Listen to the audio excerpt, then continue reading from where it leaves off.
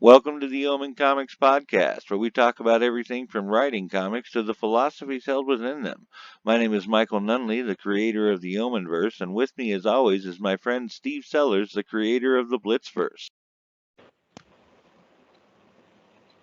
Hello, and welcome to the Omen Comics Podcast. And today we're going to be talking about the wonderful world of mythology. Specifically, we kind of want to talk about how mythology formed us as writers, how it shaped us, how it influences our writing process, how it influences, the thought process that we put into the Omenverse and when we write there. And I know that it really affected you when when you were kind of starting out as well. So I figured it would be interesting to kind of compare notes and see like where exactly our influences in mythology kind of influence our processes.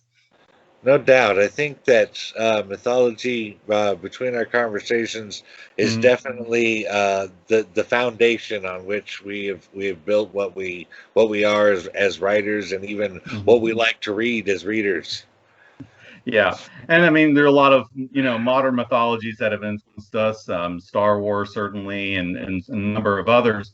But we kind of want to talk a little bit about the classical mythologies, especially in the Omenverse, because we use pretty much everything. I mean, kind of our cardinal rule is if it's out there, it's available to be used, and the way we kind of put it together has definitely kind of allowed us to build our own, which I think has been fun to do for I think both of us. Definitely. Mm. Okay. So I guess what we'll do is we'll go ahead and we'll kind of talk about like what our formative influences with mythology are. And then we can talk a little bit about maybe some of our favorite myths and then, wrap it all back. Sounds good. All right.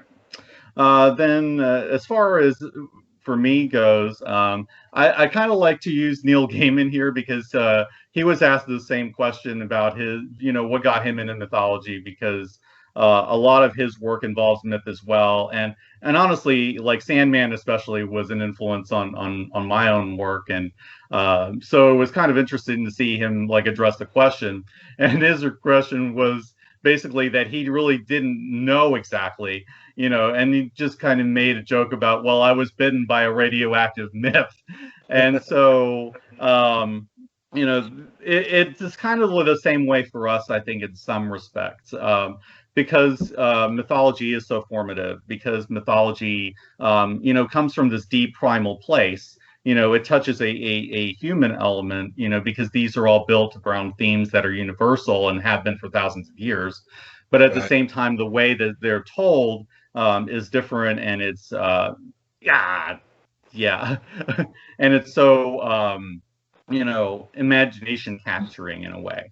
So when you're kind of thinking about those things, it's kind of hard to pinpoint a specific source. But I will say that for me, it all kind of started when I took a trip to London when I was 7. My uncle was a huge reader, like bigger than me, and I've read from all my life. He had a massive library at home, and I would look through those things. He then and also like there were Captain Marvel comics, the original Captain Marvel with the with the Nice. mythological origins, and I would read some of those, and those would interest me. But what really had gotten me uh, was just going over to the bookshop in London that he frequented. And that's kind of when I discovered like the, sort of the early mythological dictionaries and all those kinds of things that collected all the stories, Bullfinch, all those things. And I also discovered European comics like Asterix, which I think is probably why I'm still writing Romans today. Right. Um, but Rome is another but that bug. was Rome mhm, is another mhm. bug. You get bit by the Roman bug, and you'll be all up in that for a long time. Yes, yes, yes, yes. Still writing about Romans, and a lot of that connects back to Greek mythology because Roman mythology and Greek mythology kind of spring from the same source. So, Right. all of these things, connect, to form like the way that we're doing. I approach Omen for sure. Um, I wasn't so much like into the Celtic myth, but the Greek myths definitely. Eventually, I discovered Marvel's Thor and Hercules, and I really love those characters. Yeah. And getting it, and experiencing like Clash of the Titans and you know Arthurian legend through Excalibur, and so all of these sorts of things seep into my head to various degrees over time. Um, so how was it for you? Was it something similar, or? Well, uh, sort of. I'm fairly sure I know right about where it hit me, though. Um, I remember like Clash of the Titans came out in the theaters in 1981. Mhm. But I we were poor. We didn't actually go to the theaters very often. But once that it hit television, like a couple years later, Mhm. '83. Oh my gosh! They not only did they play it all the time, I watched it almost every time it aired. It was it. I was fascinated by the idea. It wasn't just. I guess I liked the world that it created. I liked that there were these powerful gods and that they mingled with humans and they made all these awesome stories and fought these Mhm. great battles and all that kind of stuff. It Clash of the Titans full on gripped me into mythology. After watching that, I wanted to see more. And of course, there was stuff like Jason and the Argonauts and Sinbad and Mhm. all that kind of stuff. I loved those movies, but even then, that wasn't enough. I started going to the library, and I just went to the section where they had mythology books, and one by one, I checked out every one of them that they had and Mhm. I just devoured it. The first one, of course, that I really got into was Greek mythology because of Clash of the Titans. But later, because of my Irish heritage, I wanted to learn about the Celtic gods, Mhm. so I got into that. I got really fascinated with Egyptology for a while, Mhm. and so I got all into those myths, but honestly, I found them a bit confusing. While the stories were cool, they were inconsistent. Yeah. Depending on which part of Egypt you went to for the story, it was different. Yeah. So I kind of gave up on that, but I still like the myths. Um, but Norse mythology, beyond Greek and Celtic, became one of my favorites. In particular, Thor. Mhm. I really loved the adventures of Thor, and it was actually Thor comic book that got me into reading comics. Mhm. I actually went to the store one day, but I think I was about, I don't know, 7 or 8 years old, Mhm. and was going to go buy candy, and walked by. I'm going to the back of the store where the candy was, and Mhm. I see the word Thor catch my eye off to the side over here, and I went over and checked it out, and I saw a comic, and I'd read one or two comics before, but I Mhm. never bought one, and Mhm. I was blown away. Like my favorite comic book, my favorite mythological character was Mhm. in a comic book, and then I was just like, Yeah. "Holy crap!" And I've been, yeah, I was hooked ever since. But yeah, that's Mhm. pretty much how I got started. Excellent, excellent. Yeah, I think that particularly like there were a couple of issues of old Thor that I would find. There was an old Thor annual which introduced Vidar, and then later on I would find out, oh yeah, he's actually a real mythological god. You never heard of him before? No, I hadn't heard of him. But that's the kind of stuff that they would do, and I would and especially like the old Walt Simonson stuff. Like he really knew how to take the real mythology and build his own out of it, and that's the kind of stuff that I think really kind of influences us as well. Especially those old Journey into Mystery comics. Oh yeah, the Lee Kirby stuff.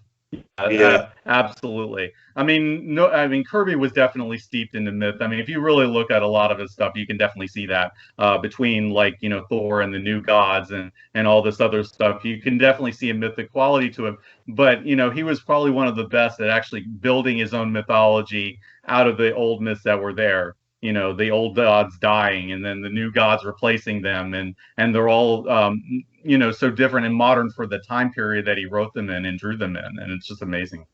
Yeah, loved that stuff. Loved that stuff. Mm-hmm. Let me ask you this: Mm-hmm. do you have a particular tale that you really like? And I don't want to just Mm-hmm. know which one it is, but I'd like to know why. Okay. I really had thought about this for a while, coming into this, and I have to kind of go with the Labors of Hercules, and Uh, I think it's because I'm good. really drawn to redemption stories. I think if you definitely if you look at certainly the Blitz stuff that I'm coming up with deals with redemption to a certain extent. Certainly, I would say there's definitely a lot of that in Guardians of the Lamb. And it's the same, I think, with Hercules, because the thing with Hercules is this guy was driven insane by his by his father's wife, and he murdered his entire family in a fit of insane God-induced rage. And this is a guy who spent 12 labors, these 12 impossible tasks, trying to redeem himself for this horrible crime that he committed. And even if you might say, well, it was, it wasn't his fault, whatever. Hercules certainly must have felt that, because, otherwise, why do you go through these insane tasks? I mean, even more insane than the last, trying to deal with these And things. and So, for those that are listening, let that sink into you. 12 impossible tasks. yeah. Yeah. I mean, things like, cleaning out the Eugene stables, you know, which he had to divert an entire river to clean out. That is how much crap what the animals in those stables were putting out, that he had to divert an entire river in order to do this. So that's just one. And he actually had to do another one after that because they considered it cheating. But I mean, in the more mundane tasks, just killing a hydra, killing a lion with unbreakable skin, Yeah. holding up the world and for Atlas for like 5 minutes so we could go and fulfill another ridiculous task. I mean, going into the underworld to bring something back. Dealing with the Amazons to get Hippolyta's girdle, all these kinds of things that most people would say that are insane. Hercules went and did them, and you kind of wonder how much of that was his guilty conscience prodding him on to do these things. Totally. Yeah. So yeah. So I would say, I don't know why. I mean, it's not like I have anything particularly that I want to atone for myself. It's just that I'm really drawn by that need to fill that hole in oneself somehow. And I think for Hercules, it was definitely real for him. And eventually he succeeded, but in the end, he almost gets like a Christ-like death where he dies. He's set up by this false friend that he has, who gets his wife, Hercules' wife, to put hydra poison in his clothes, and he dies. And then Zeus gives him his reward, and he's resurrected, and he becomes a god. And Right. so it's always interesting how these ideas always recur. Yeah, definitely. That's I think though that we can all really relate to uh, guilt or regret motivating us to change or do better, to Right. do something about it. And even if we're not demigods or whatever, Mm-hmm. I think that's a common root that all of us have experienced. Yeah. Yeah. I mean, the need to put things right, out of a moral obligation. Right. Well, right. Yeah, I suppose that's a good way to put it. In my Mm-hmm. case, it's uh, uh, I, I I almost don't want to say it's about morals. It's more about just something I have to do, as Mm-hmm. opposed to Duty. I'm doing this. Yeah, more of a duty thing. Because I mean, I definitely don't always want to do it. but I definitely feel like I need to, and I feel the Mhm. importance of it because of Yeah. that guilt or that regret. Yeah. And that was a big thing in Norse mythology, I think, or at least in Norse culture. The idea that you're duty bound to do certain things, and that you kind of have to abide by that because this is what society expects of you, or this is what you expect of yourself. To live up to the standards of a warrior back in those days. Well put. It's what I expect of myself. Hmm. Well, I like how you said that. Speaking of the Norse, my favorite myth is actually the trials of Thor. Interesting. Yeah. Since you pulled out the 12 labors of Hercules, I'm gonna have to. I gotta bust out with the trials of Thor, right? I mean, it only Hmm. seems right.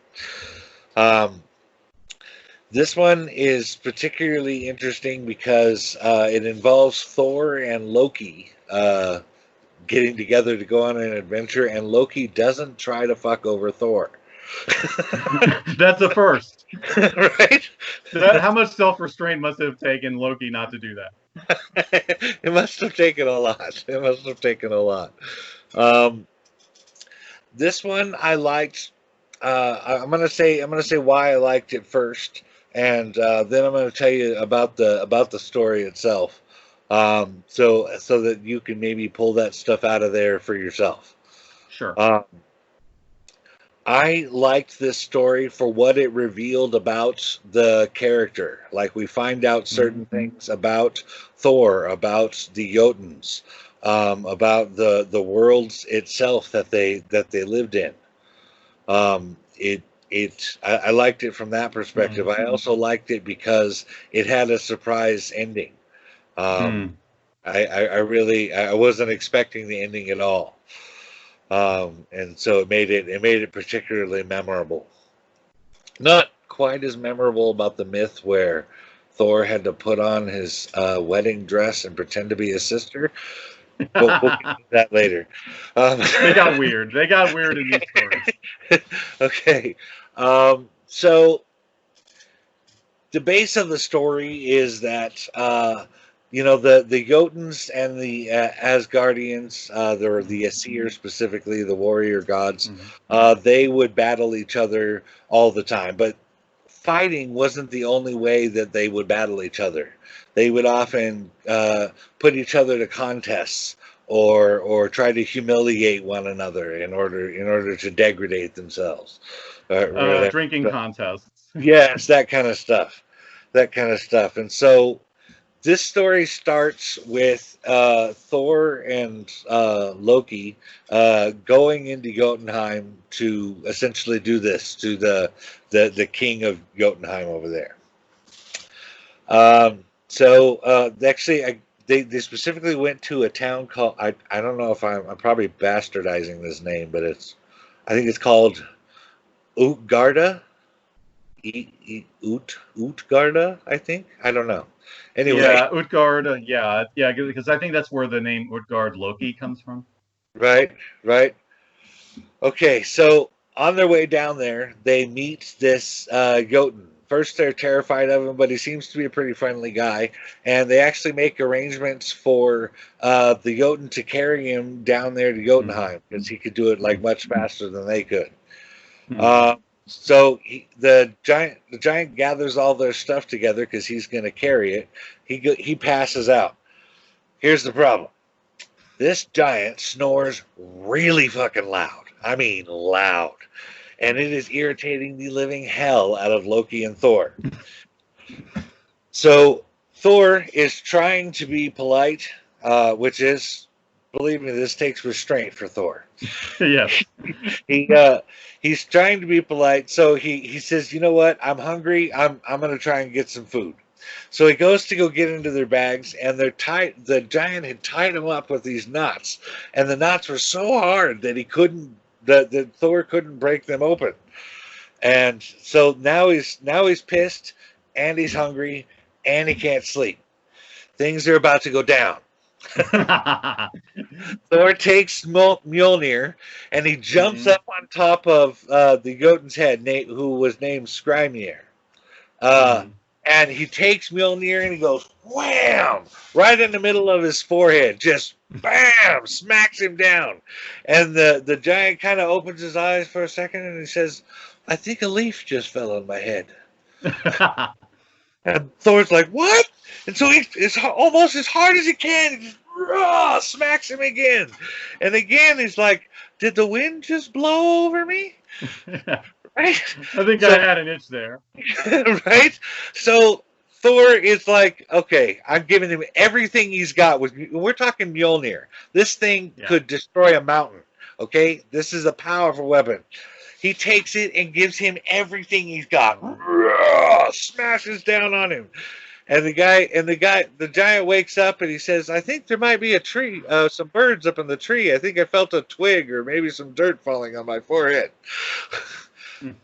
This is dispiriting to Thor. Let's just leave it at that. I can imagine. So they go down to this king with Screamir, and on their way they pick up a guy on the adventure. They pick up a guy named what is his name?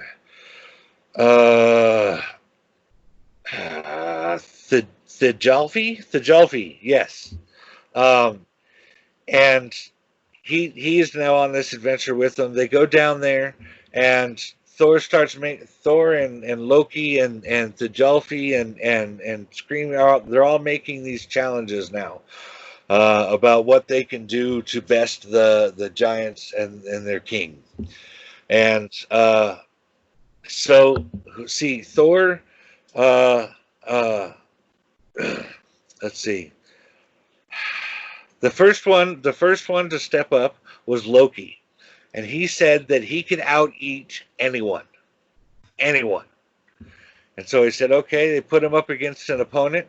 They put a bunch of food on one side of the table, a bunch of food on the other side of the table, and they said, go at it.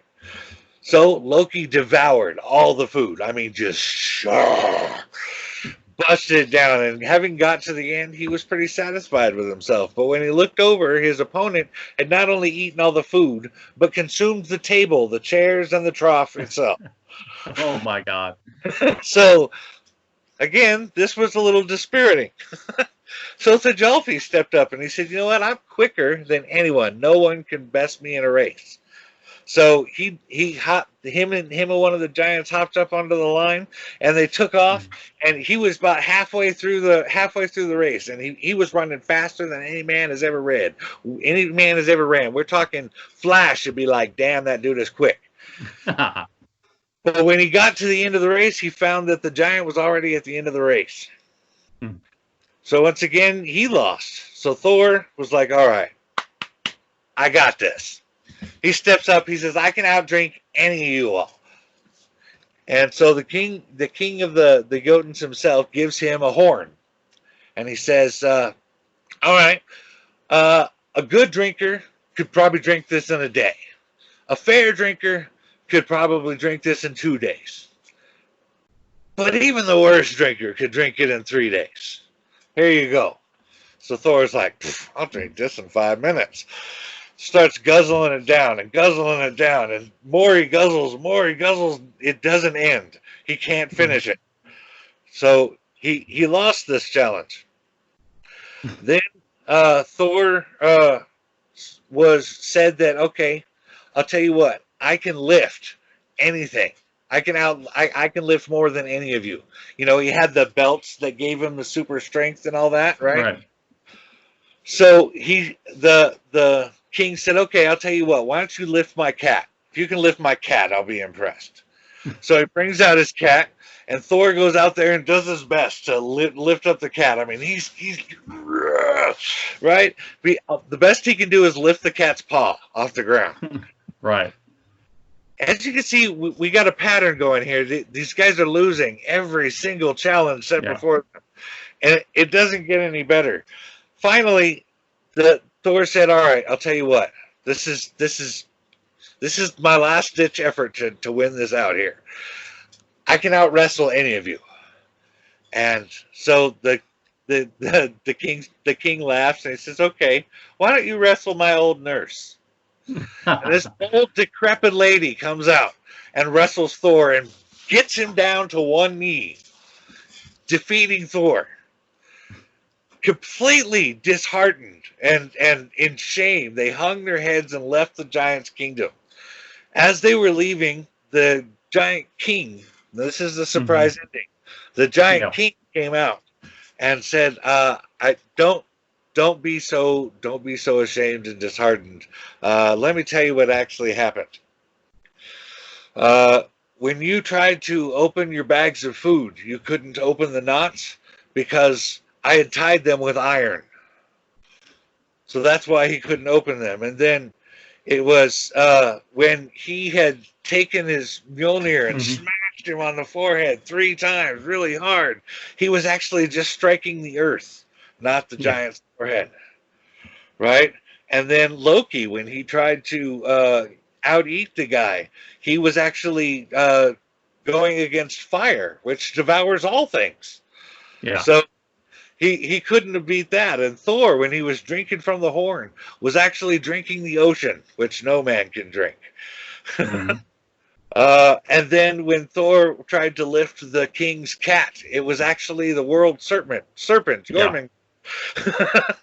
Jormungandr, yeah. Yeah, so the king was actually he was like, I'm actually impressed that you lifted the one paw with him. Let me tell you that.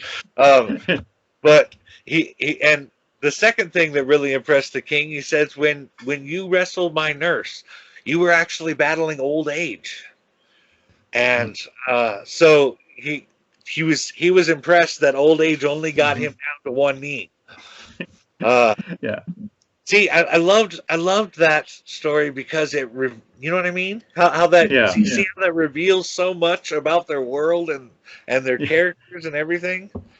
Yeah, and I will say, some of this I knew because I had read Neil Gaiman's Norse mythology, and that story's in there. I think it's kind of a bridge because some of the points that you brought in, I don't remember having read in that. But I was like, that's pretty good, especially when you find out that the world serpent is the cat. That was like, Thor's not lifting that. No, he technically lifted a paw. I mean. I agree with the Jotun King. That's pretty impressive. And no one. I liked that it revealed. Check this out.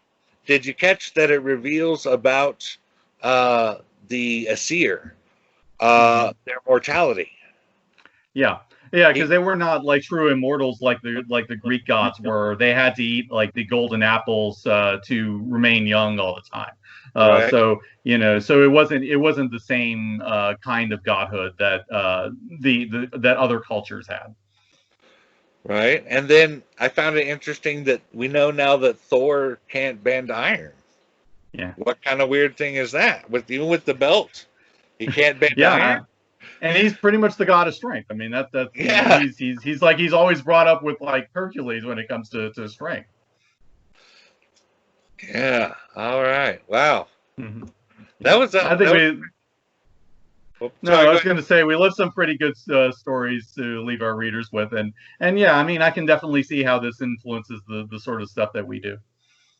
Right. I really want to say, just here on the record, while I have you here, that I really enjoy working with you. In fact, I think that it almost feels like since we're talking about mythology, let's call it a destiny that we were to write Omenverse together. Weird, I think, to put it in the terms of the Norse. Yeah, right. Just that we both have that we both got bit by that myth bug, as you put it, really early, and I love how it really feeds our writing. I couldn't have picked a better person to write with me. Well, I think it's been a lot of fun working with you, and definitely I just love how expansive this universe keeps getting, and what you keep adding to it, and finding like the next new thing that you keep adding to the mythos. And it's like, okay, I enjoy working with all of those things. So yeah, it's been fun. Nice, nice. Well, we hope that you guys enjoyed this episode. This was a lot of fun for me. I really Hmm. enjoy any chance to talk about mythology. Yep, same. So yeah, I guess we will chat at you guys later. Thanks for checking in. And if you have any comments or anything you'd like to add, if you got a favorite myth you'd like to talk about, go ahead and mention it there in the comics. I'd appreciate in the comments. I'd appreciate it. Thanks. Thank you for listening to the Omen Comics podcast. This has been Steve Sellers and Michael Nunneley here with Omen Comics. And we encourage you to look into all our Omenverse titles, wherever they might be sold, including Comixology, Amazon, Draw Me and Comics, and elsewhere. If you like our content, please like, subscribe, hit the magic bell for notifications. And until next time, we'll see you in the Omenverse.